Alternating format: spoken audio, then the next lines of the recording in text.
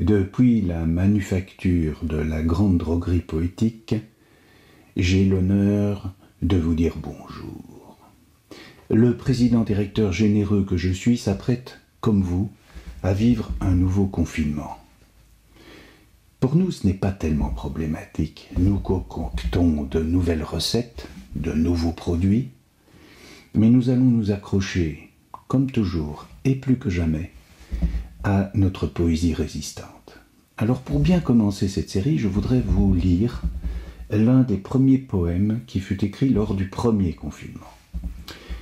Et je pense que la poésie va nous permettre de trouver des outils nouveaux pour créer une réalité nouvelle, celle à laquelle nous aspirons. Alors ceci est un début, une forme de renaissance, un renouveau. En tant qu'alchimiste, poète et pataphysicien, j'ai l'honneur de vous lire ce premier poème d'une série qui va se multiplier. Voilà qu'elle est sortie, la poésie. Vous avez remarqué sa petite robe à fleurs qui fait battre les cœurs? Elle vous regarde droit dans les yeux, la poésie, et vous déshabille l'âme en moins de deux. Ses petits seins pointus tendent le tissu tout noir de votre désespoir. Elle trouve toujours les mots pour le dire, la poésie, et quand elle vous sourit, vous reprenez un peu de poil à la bête.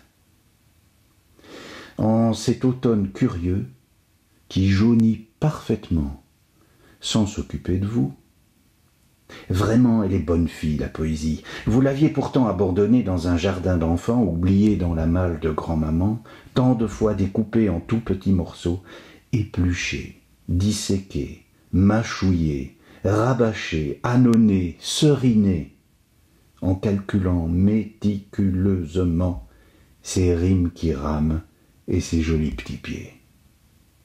Vous avez obligé les écoliers fatigués à en bouffer de longs et tristes morceaux, jusqu'à l'écœurante régurgitation de ces mots les plus beaux, desséchés par la mastication.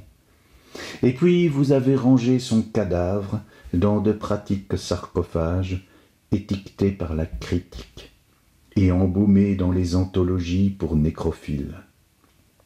De vieux messieurs spécialisés fouillent encore, obstinément, ces jolis restes de filles antiques, en s'étonnant d'avoir la trique pour l'admirable métrique poétique. Mais elle s'est envolée ailleurs, la poésie. Elle est même partout, le savez-vous? Dans le moindre des petits riens qui font du bien, dans une caresse, une détresse, un peu de peur, et l'émergence passagère d'un bonheur. C'est bien parce que vous êtes obligé de vous arrêter qu'aujourd'hui vous la reconnaissez pour ce qu'elle est, vivante et joyeuse, impertinente et délicieuse, tellement précieuse, et même, osons le mot, indispensable.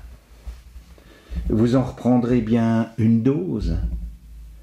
Pas de contre-indication, elle vous offre son affection, elle est gratuite et non rentable, soignera vos bleus à l'âme, et sans rien demander en retour, dévoilera ses mots d'amour. Mais quand même, ne les oubliez plus, les petits poèmes. Quand les affaires auront repris, si elles reprennent, et que ceux qui croient sérieux de sacrifier leur propre vie voudront remettre au placard ce qui, même en restant sur place, nous fait voler un peu plus haut, pensez plus loin, toucher la grâce, faudra pas les laisser faire, car elle est aussi capable de colère lorsqu'il faut sauver la vie, la poésie. À bientôt.